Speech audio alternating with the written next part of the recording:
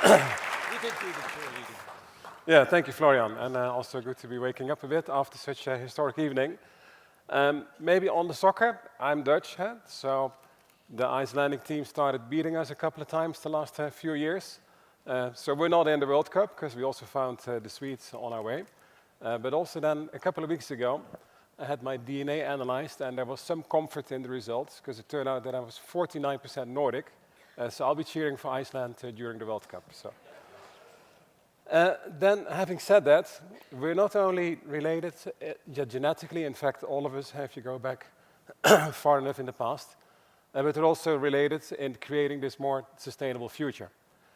And I think all of you know that this whole transition to clean energy, efficiency, renewable energy, some carbon engineering, is not going fast enough. And I think actually more and more, being also experiencing the day yesterday, I think the brandings actually has, so you could say the emotional part, the part that really touches people and where they see like, aha, so apart from the payback and all the economics, I think that's really a crucial element in accelerating this transition. So what I would like to do is share with you a bit how this whole transition is going for the lighting market, so what we are doing there. Some numbers on energy saving and on what is all possible, but certainly how we look at energy, or you could say beyond energy efficiency, and actually what we say more and more is that we're looking at benefits beyond illumination, so just beyond the light that you need for to not stumble when you go from A to B, so really benefits beyond that, beyond the energy bill, and so that's what I want to share with you. So just a quick step back on some of the global challenges that we are facing. It's not only that we are far too inefficient in a lot of things that we do, but also given demographic changes, so we'll grow from a little over 7 billion to close to 10 billion mid-century. Resource challenges, not only in energy, but also in materials, food and water, and everything is becoming digital. So in fact, this already shows, and I'll give you a few numbers to that, the relevance of leapfrogging for everything that's new and for actually accelerating the pace and going to more clean sources of powering our economy for that is already in existence.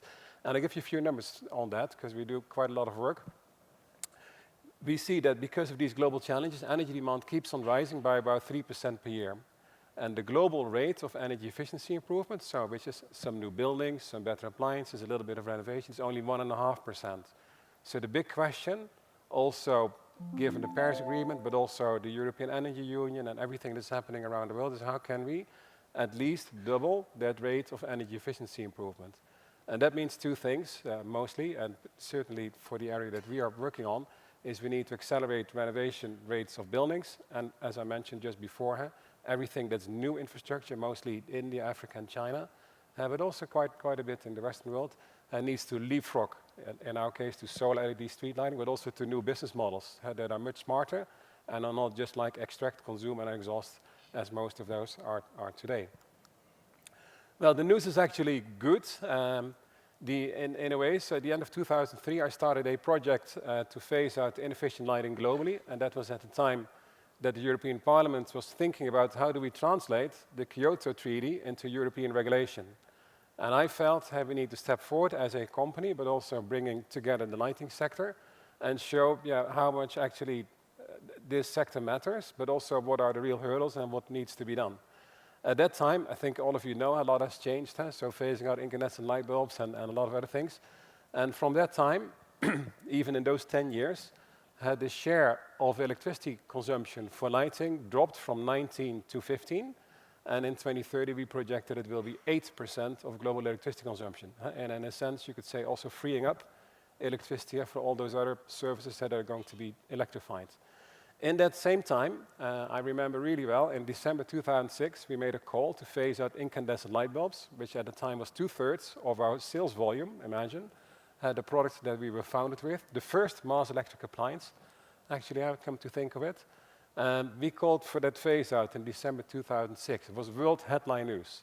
So in a sense, looking back at that, it meant a couple of things. It prevented that we fell too much in love with the cash flow of the old business, because we knew that was going away. And in fact, the old business is financing the new business.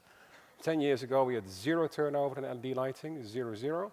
and last quarter we had 70. So this is a huge transition. So it's really turning things upside down.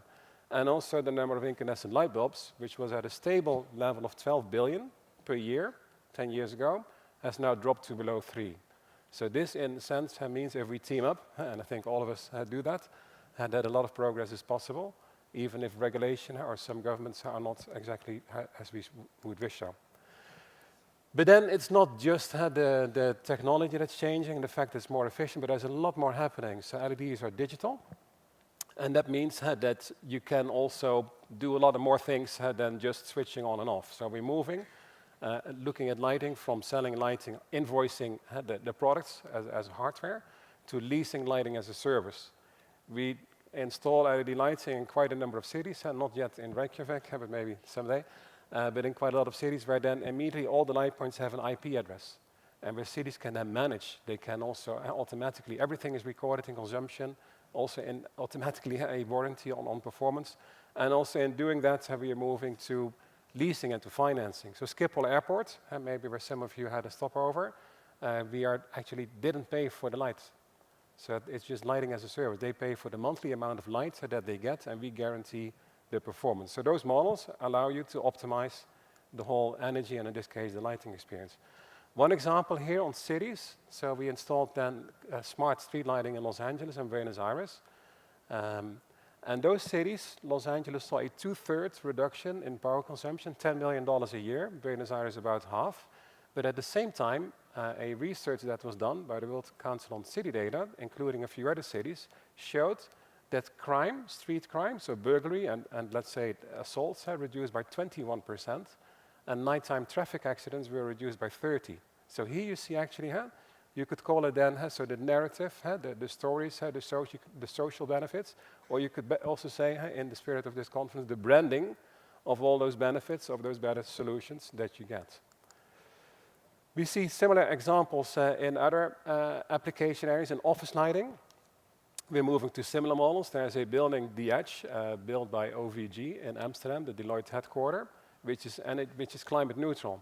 And actually, not only are they much more efficient, but also because it's such a pleasant building, all those people at Deloitte want to work there. And they increased the number of people in the building from 1,500 to 2,500. So you see there, and they're still happy, trust my word, and still more want to join. But that also means that you get huge gains on rental space, people calling in less sick, so also then the salaries are, of course, in magnitude more than just the energy savings. So all those benefits in productivity are being talked about more and more. And I think those are the things that can accelerate this whole transition. Retail lighting, we can actually allow retailers to shop based on a recipe. So you just put in a recipe in an iPad, and there you can shop throughout the store. Hospitality retail, where you see it, and health in hospitals, we see that good lighting also reduces the recovery time of patients. So instead of 7 days, you would stay 5. So maybe to conclude it, is then, first of all, that's more you could say the rational part, on which we also do a lot of advocacy. We need to double the renovation rates of the existing infrastructure, mostly buildings, which are responsible for about 1/3 of global energy consumption. New business models are helping us to advance the adoption speed of these new technologies. And if we focus on the value, in our case, the value beyond illumination, and make it more human-centric, and do the branding in the right way, then I believe we have a good chance of creating that speed of the transition that we really need for this future throughout this century. So thank you very much.